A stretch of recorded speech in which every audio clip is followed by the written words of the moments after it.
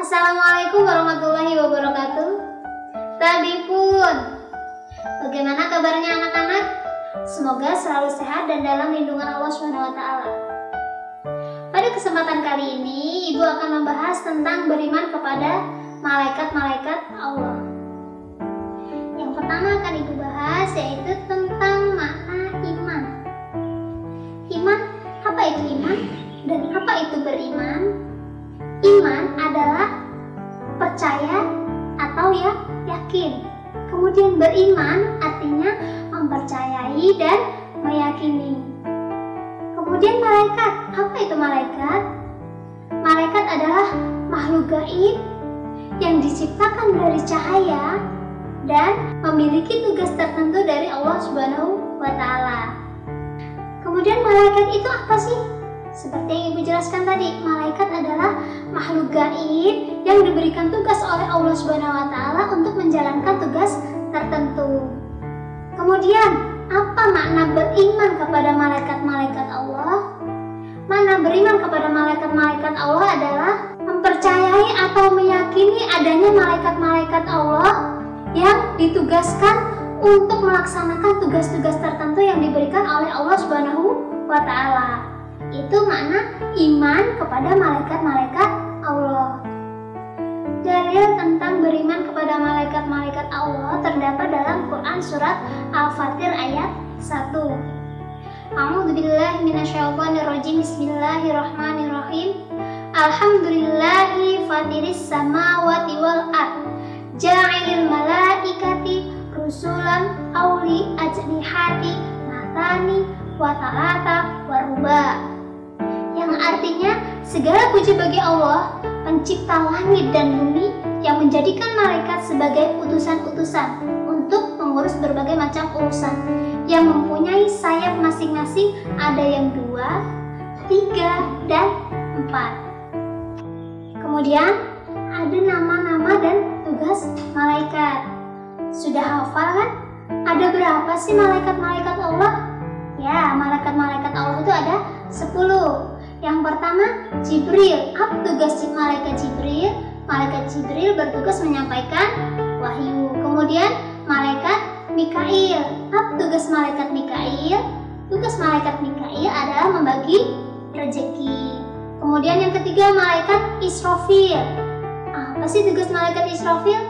Ya, tugas malaikat Israfil adalah meniup trompet sangkakala. Kemudian yang keempat, malaikat Izrail. Malaikat Izrail tugasnya untuk mencabut nyawa. Kemudian malaikat Munkar dan Nakir. Apa tugas malaikat Munkar dan Nakir?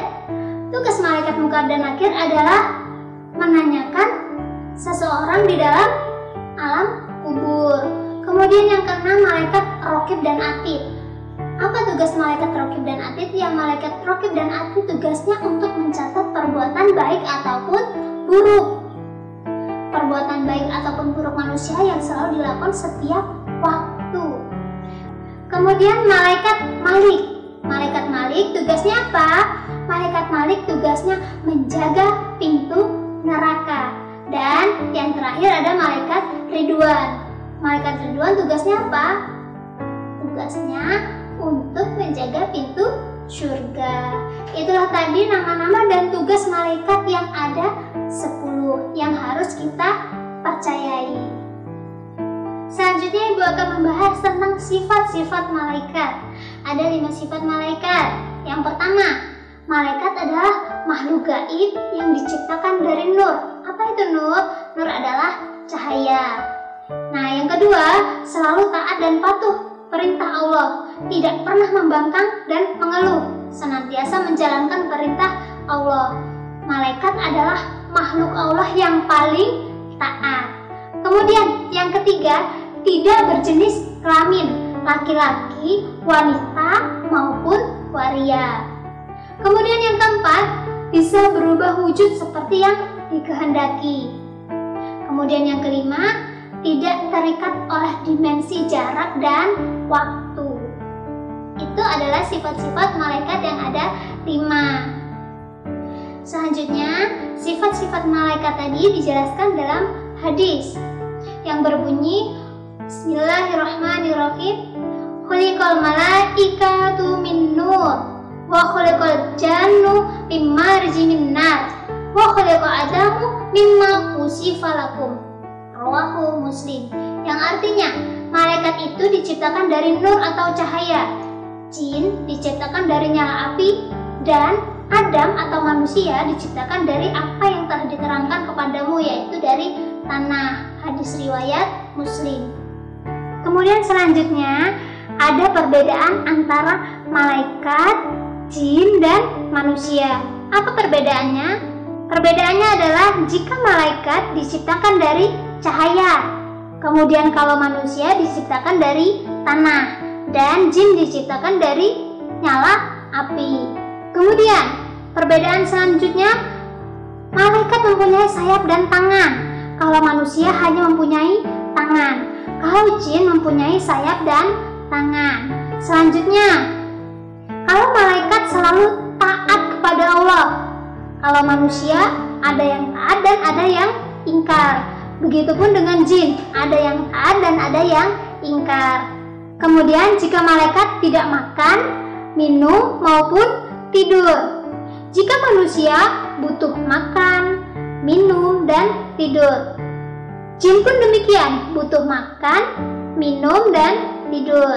Selanjutnya, jika malaikat tidak mati hingga akhir zaman, jika manusia mati sebelum akhir zaman, dan jika jin dapat mati sebelum akhir zaman.